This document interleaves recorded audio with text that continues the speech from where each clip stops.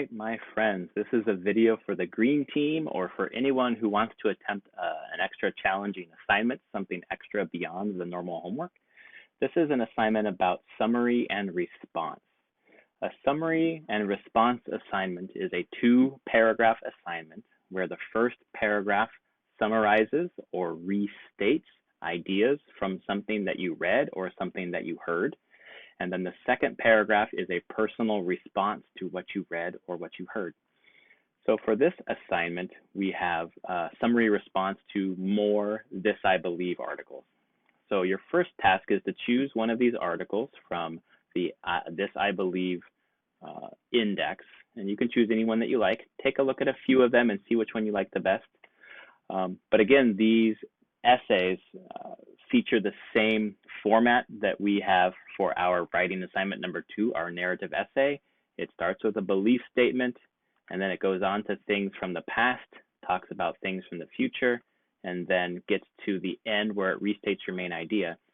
So for a summary response essay, you would look at that essay, read it, understand what the author was trying to say, what do they believe in and why, and then simply explain that in a summary. So your discussion post should be 2 paragraphs. What was the essay about? Who is the author? What do they believe? And what happened in their life to make them have this belief?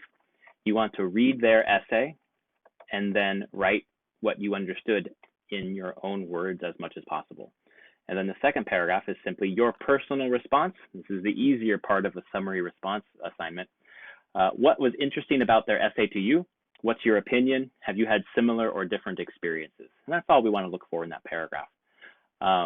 Then after you submit on Sunday, your other assignment is to come back and read your friends, your colleagues, your classmates' summary response papers, and then write a comment on 2 different pieces of writing from your fellow students. So that's what a summary response is. Summarize an article, and then second paragraph, respond to it. And I want to give you an example here. I'm going to post this text. Let me move my head here. I'm going to post this text in the forum as well. So your summary paragraph presents a topic sentence that introduces a couple of key pieces of information. In that first sentence, you're going to introduce the author, the article name, and then the article's main idea, okay? When we talk about the author, we want their name, and if you can, some sort of information about them. Here's an example sentence. In his essay, The Bear and the Dream, Gregory Drake, staff writer at the New York, maintains that life isn't worth living unless you've been through hell. So here we have the title of the essay, we have the author's title, we have a little bit of information about them. You might need to Google it. You might need to Google who the writer is if the information is not present at the top of the essay, right? We have a writer here from an under 18 group. So the most information you have from this one, for example, might be Avril, a writer from San Francisco who is under the age of 18, perhaps. That's enough information for this assignment. And then we have the thesis or the main idea of the article you read.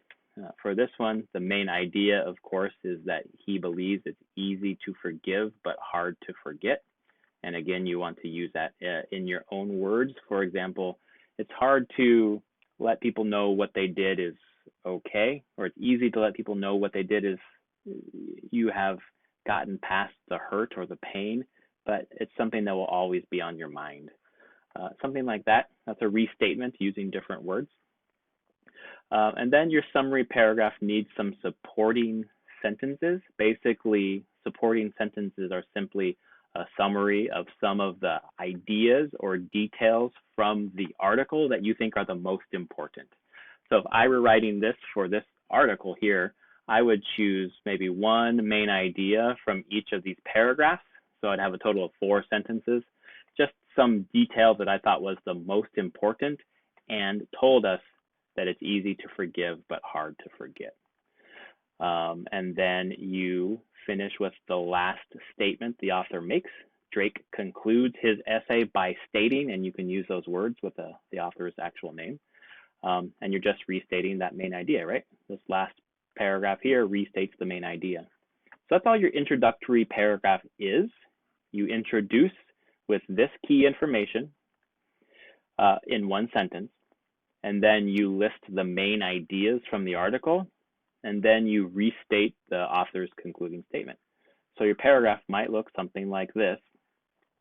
An article that I read, author's name, author's information, states in the article title, and then here's the main idea. It's strange that the national anthem is connected so closely to American sporting events. And then you'll notice I introduce 1, 2, 3 main ideas. That's enough for a summary paragraph. And I begin each main idea with this language. He begins his article by discussing, he explains that, the author notes that. So that's key language you can use to introduce the main ideas in the middle of your summary paragraph. I encourage you to do that. And then we have our concluding statement, restating his main idea in different words. This is based on an article here. So this is the article that I read, and then I did a summary of that article here. So the summary paragraph is one part of the summary response essay. The other part, obviously, is the response. The response paragraph, I like to tell students it's easier. This is your personal opinion. You don't have to read and understand and summarize. These are just your ideas. So you present a topic sentence that relates to the reading, and it uses a transition in some way. For example, after reading article title, I realized something. So after reading easy to forgive, hard to forget, I realized I have not forgiven my father, for example, and I can talk about that in my response paragraph. And then you finish your response paragraph with a concluding statement, of course, just like always. So based on this article, Kaepernick didn't bring politics into sports. The NFL did that by playing the anthem. This article, I wrote my summary paragraph, and then I have my response. Reading Beauchamp's article reminds me of, and then I start to tell my personal story related to the topic. And that's my response paragraph. This is what you're creating, a 2-paragraph text that is related to one of these articles. You're going to summarize one of those articles, and then you're going to respond to it, and then you'll post here in a reply your 2-paragraph summary response. And that's how we make a summary response. If you have any questions, please email me. I'm happy to answer any questions. Again, I'm not looking for perfection. This is practicing these skills. So please watch this video and look at the example I provide so that you can get a good idea of what it looks like, and just try your best.